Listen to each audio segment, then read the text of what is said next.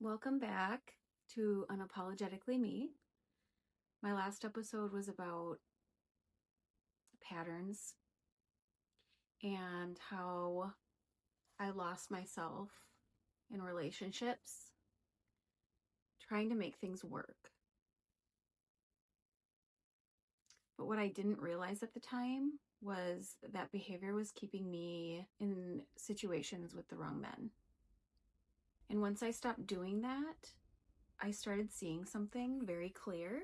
What happened was I lost myself trying to people please or overextend or do things that weren't going to be what was something that I wanted. And that kept me in things that weren't going to be something that would benefit me. It wasn't something that I wanted for myself. Because when you're over giving and you're always available and you're giving things and parts of yourself up for the sake of making something work with the wrong person, you don't actually leave room for somebody to show up. And some of the excuses you hear is they were taking things slow or they were confused and you were left confused. I was left confused. And just saying that you're too busy is very telling to me now. Whereas before it was something that I trusted. Words meant more to me than actions. And I think this is where things get really confusing for a lot of people. And in my case, I want to focus on women because I'm a woman and I know this happens to people that I talk to on a regular basis, honestly.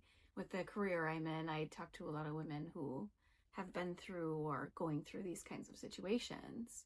Yeah, we've been told to look inward and to grow and to kind of fix our own patterns and our own, I suppose you could say, red flags. And that's super important, right? Obviously, working on yourself is number one.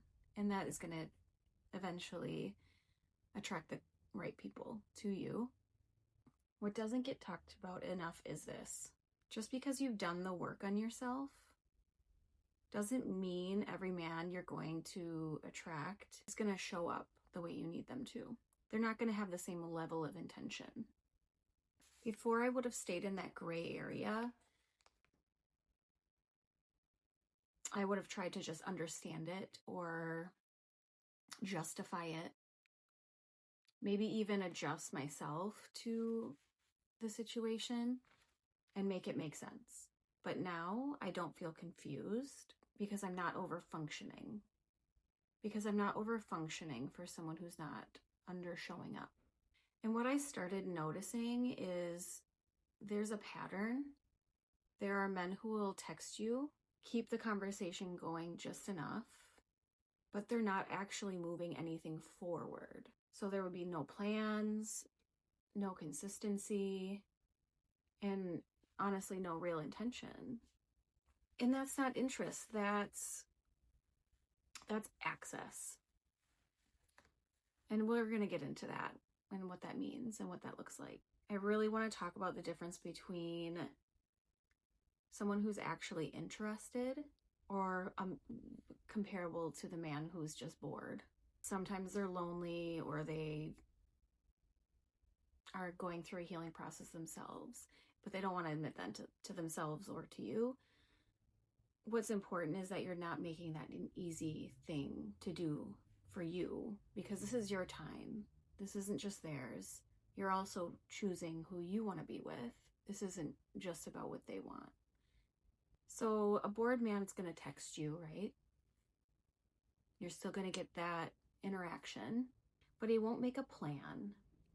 They'll stay in this state of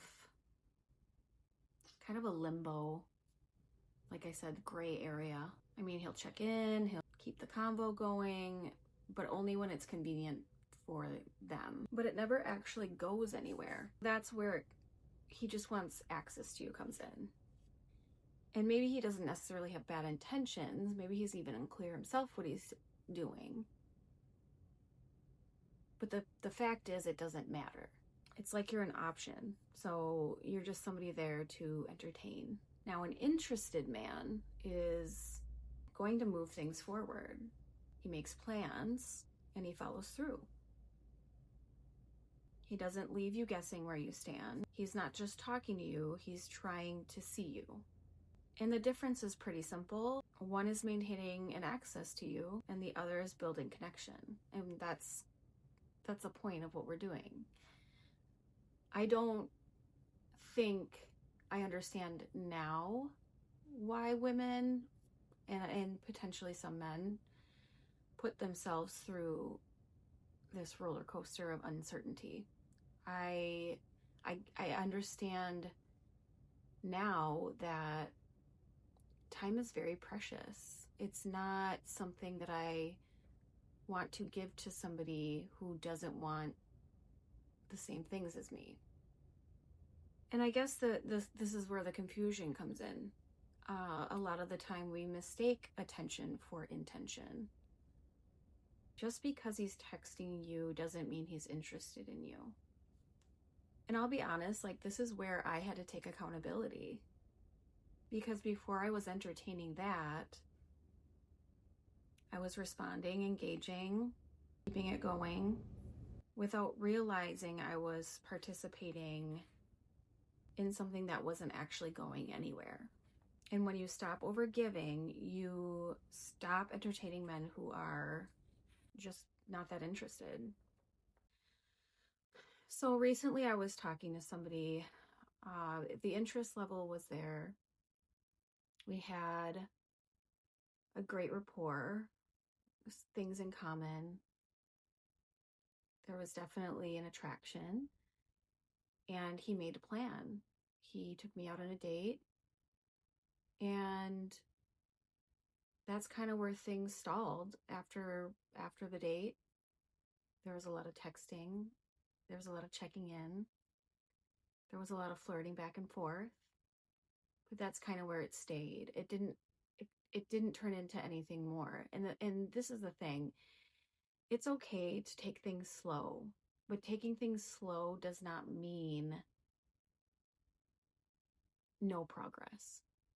And I guess the old me would have just entertained this and just stayed confused and uncertain of what this person really wanted, because it's an awkward conversation to have, to say, what are we? Where is this going? When are we going to go out on another date? Like, I don't feel that is a natural flow.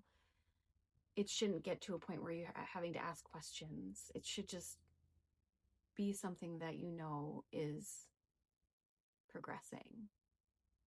And this time I didn't do that. I didn't overextend. I simply sat back and observed, I guess. I mean, I just gave the same effort that I was getting. And I think that's where you get your answers, where you're not overextending and trying to carry it on, stay engaging. The minute you stay in that gray area for too long, the more time is being wasted. I feel like the old me would have felt bad for disconnecting or drifting off.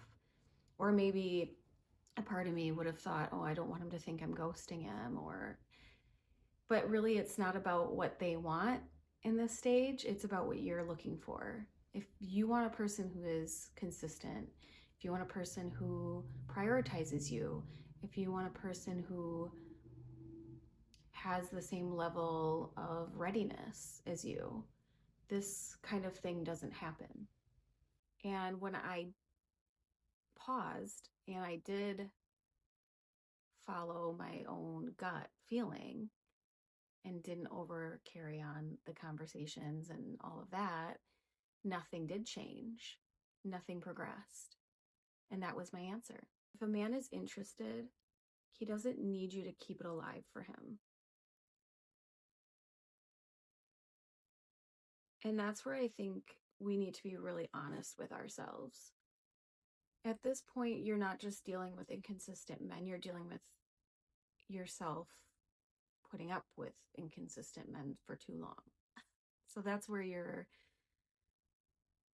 you start falling into a pattern of dysfunction. And maybe this is for the men. If you are interested, right? If you're interested in a woman, you don't risk losing her by taking initiative. You're going to risk losing her by not. And ladies, if you want to build something, you're not waiting around for them to choose you. And that's the difference. You're not losing anything. You're just seeing it clearly for what it is. I think that's the biggest shift for me in particular. And I can't tell you the amount of times I've initiated a conversation with men and even like hinted towards getting together. It really wasn't me asking or chasing or anything like that, but just to see if it would shift into intention. And if I didn't get that initial level of interest, I would step back. And the truth is, that's when you find out if they are interested, because you're not going to try to make it work with somebody if it's not naturally already there. So you're not losing out on anything. You're not investing too much in somebody that's not interested. You're letting go of somebody who's not. I guess in a way it weeds out that really stressful cycle of dating that we have now. A lot of it's this online dating, and some of it's just like the access that people have to you is so much more than it used to be. So, like I said, in the past, someone would ask you for their number or ask for your number, and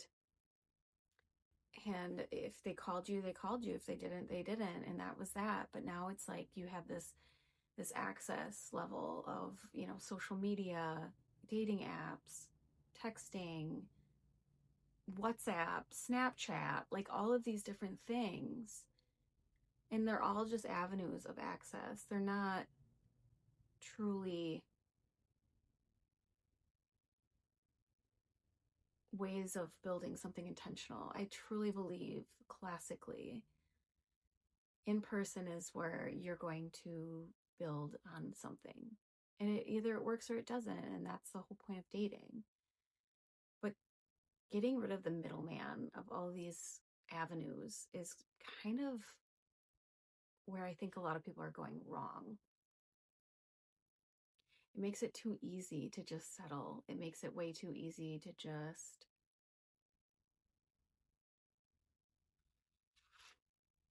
avoid building something. So let's just simplify it. And while all those things may be fine in order to meet, because it is hard, especially at my age and having children and a business, I'm not out in the wild much. And I think it makes it easy to find some sort of connection. But the difference is my intention is to meet somebody and build something long term. I'm not here to make a pen pal and waste time. Truth of the matter is I don't have the time. It's exhausting. So getting past that is kind of the key to weeding out the bad and what isn't meant for you. Now, I had a really great experience recently. And this was after a series of matches I made. And I had some conversations with different men, but they didn't exceed to my expectations. It just didn't turn into anything, so that faded out. And that's kind of why this experience is different for me now, because I'm not giving all my time and energy to these unintentional people. But this one in particular made the plan, followed through. It was a great time. We kept in contact after. And, that's kind of where we're at. But like, I know when it'll be right and when it won't.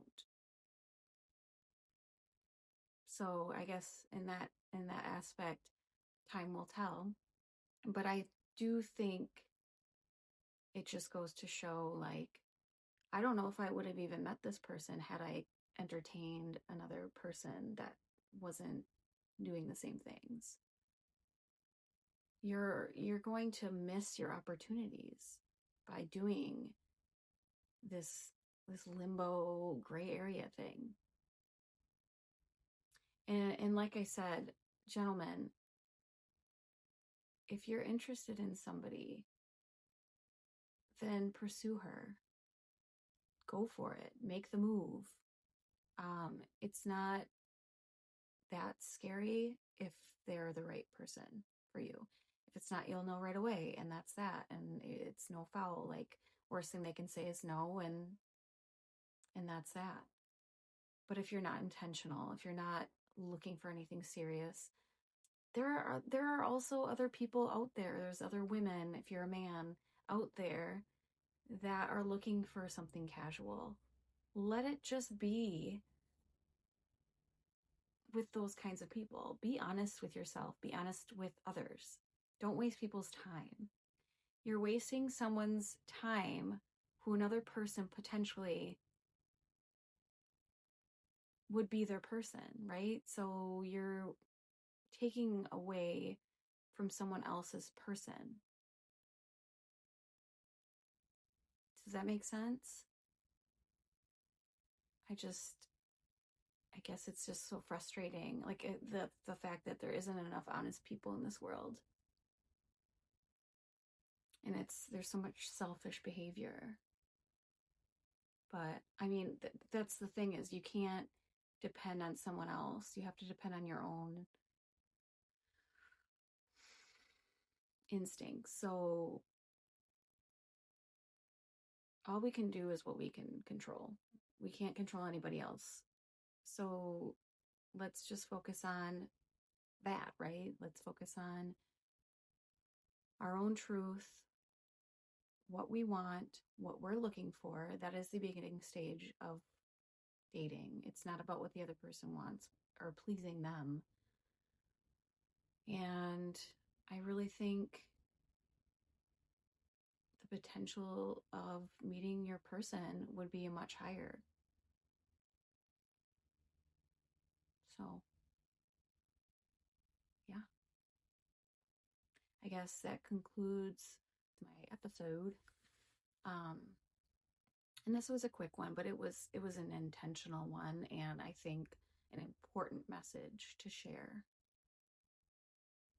as I am healed and I am intentional. And I'm thinking there's a lot of people out there that are just getting ready to move on from the crap. I don't think that dating has to be stressful or excruciating or whatever. There is still a potential opportunity to build something with someone. And I hope that for you, and I hope that for myself. Thank you very much for watching and listening, and until next time.